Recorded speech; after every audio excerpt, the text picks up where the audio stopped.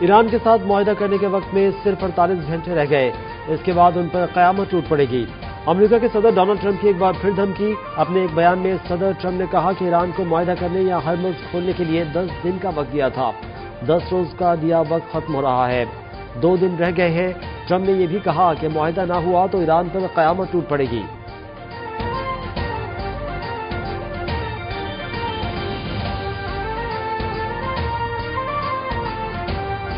ایران نے کبھی بھی مذاکرات کے لیے اسلام آباد جانے سے انکار نہیں کیا۔ ایرانی وزیر خارجہ عباس اراغچی کا سوشل میڈیا پر ویڈیو بیان۔ پاکستان سے اظہار تشکر کرتے ہوئے کہا کہ ایران کے موقف کو امریکی میڈیا کی جانب سے غلط انداز میں پیش کیا جا رہا ہے۔ ہم ثالثی کی پاکستان کی کوششوں کے لیے شکر گزار ہیں۔ ایران نے کبھی بھی اسلام آباد جا کر مذاکرات کرنے سے انکار نہیں کیا۔ غیر قانونی جنگ کے خاتمے اور دیر پا خاتمے کی شرائط سے متعلق فکر مند ہیں۔ جنگ ہم پر مسلط کی گئی ہے۔ عباس اراغچی نے پاکستان زندہ باد کا نعرہ بھی لگایا۔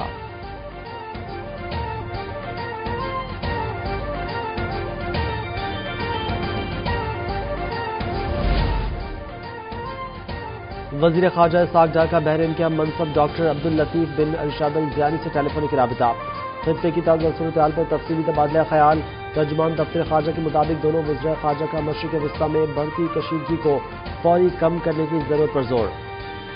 مشترکہ کوششیں جاری رکھنے پر اتفاق کیا۔ اسحاق ڈار نے کہا کہ خطے میں امن استحکام کے لیے سفارتکاری اور مکالمہ ناگزیر ہے۔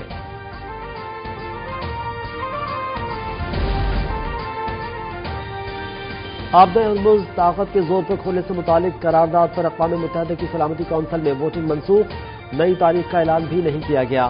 فرانس، چین اور روس کی جانب سے قرارداد کے مسودے کی مخالفت۔ سلامتی کونسل کے 10 دیگر غیر مستقل اراکین بھی قرارداد کے مسودے پر اختلافات۔ ایرانی وزیر خارجہ عباس اراغچی کا کہنا ہے کہ آبدہ ہرمز سے متعلق ووٹنگ جیسے اقدامات صورتحال کو مزید پیچیدہ بنا دیں گے۔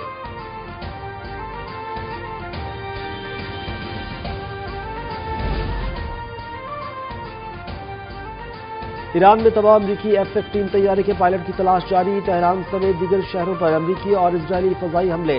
تباہ ہونے والے امریکی طیارے کا پائلٹ اب تک لاپتہ۔ ایرانی خانہ بدوش بھی تلاش کے عمل میں شامل۔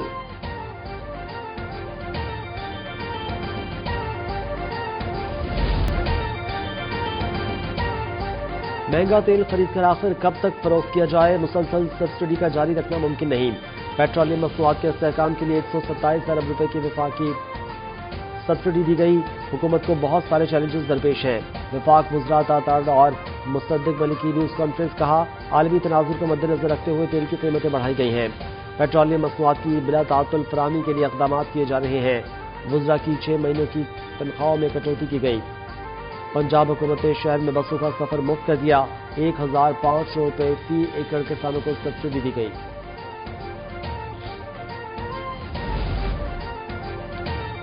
حکومت کے خلاف احتجاج بنتا نہیں، اگر کرنا ہی ہے تو نیتن یاہو اور اسرائیل کے خلاف کریں۔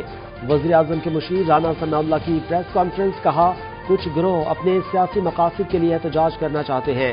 پیٹرولیم مصنوعات کی قیمتوں میں اضافہ مشرق وسطی میں جنگ کے باعث ہوا۔ حکومت کا اس میں کوئی عمل دخل نہیں۔ پہلے خیال تھا کہ جنگ 3 سے 4 ہفتوں میں ختم ہو جائے گی۔ گروہی اور سیاسی مقاصد کی خاطر ملک میں افراتفری پھیلانے والوں کے لیے کوئی جگہ نہیں۔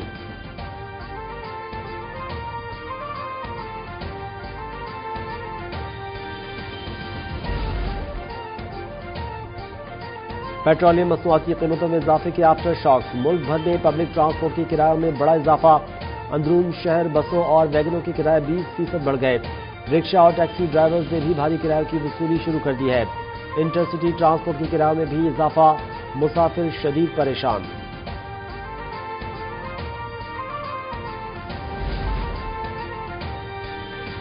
آئل ٹینکرز مالکان نے بھی کرائے بڑھانے کا مطالبہ کر دیا۔ 6 اپریل سے پیٹرول اور ڈیزل کی ترسیل بند کرنے کی دھمکی۔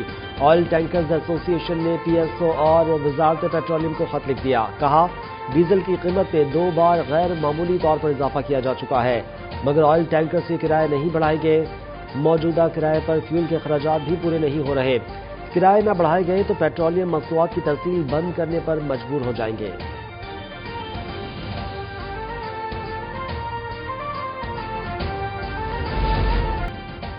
وزیر اعلیٰ پنجاب کا عوام کو بڑا ریلیف دینے کا اعلان۔ صوبے بھر میں رجسٹرڈ موٹر بائیک مالکان کے لیے تاریخی سہولتیں متعارف۔ موٹر بائک رجسٹریشن فیس اور ٹرانسفر فیس مکمل طور پر ختم کرنے کا بھی اعلان، لاکھوں شہری براہ راست مستفید ہوں گے۔ مریم نواز کا کہنا ہے کہ عام آدمی کا معاشی بوجھ کم کرنے کے لیے شب روز کوشاں ہیں۔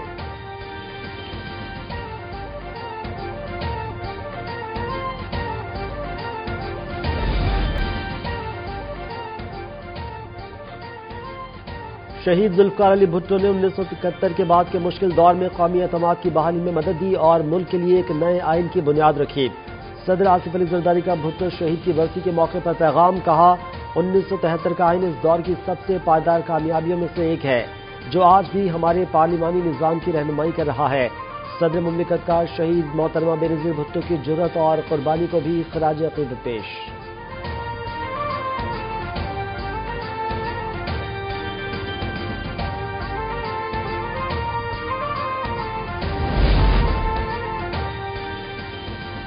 شہید ذوالفقار علی بھٹو نے وزیراعظم کی حیثیت سے ملک کی ترقی اور خوشحالی اور مضبوط دفاع کے تناظر میں خلوص نیت سے گراں قدر خدمات پیش کی۔ وزیراعظم محمد شہباز شریف کا شہید بھٹو کی برسی پر پیغام، کہا ذوالفقار علی بھٹو نے جمہوریت میں عوامی طرز حکمرانی اور عوام کے بنیادی مسائل کے حل کے لیے قابل قدر کاوشیں کی۔ ان کی سیاسی خدمات کو ہمیشہ یاد رکھا جائے گا۔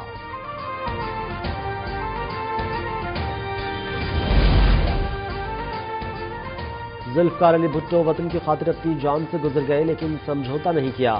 شہید بھٹو کے بچوں نے بھی ملک کے لیے جانیں قربان کی۔ وزیر اعلیٰ سندھ کا ذوالفقار علی بھٹو کی برسی کے موقع پر پیغام، کہا شہید بھٹو نے پاکستان کو جمہوری آئین دیا جو چاروں صوبوں کی زنجیر ہے، پاکستان کو ایٹمی قوت بنانے کی بنیاد بھی رکھی اور عوام کو سیاسی شعور دیا۔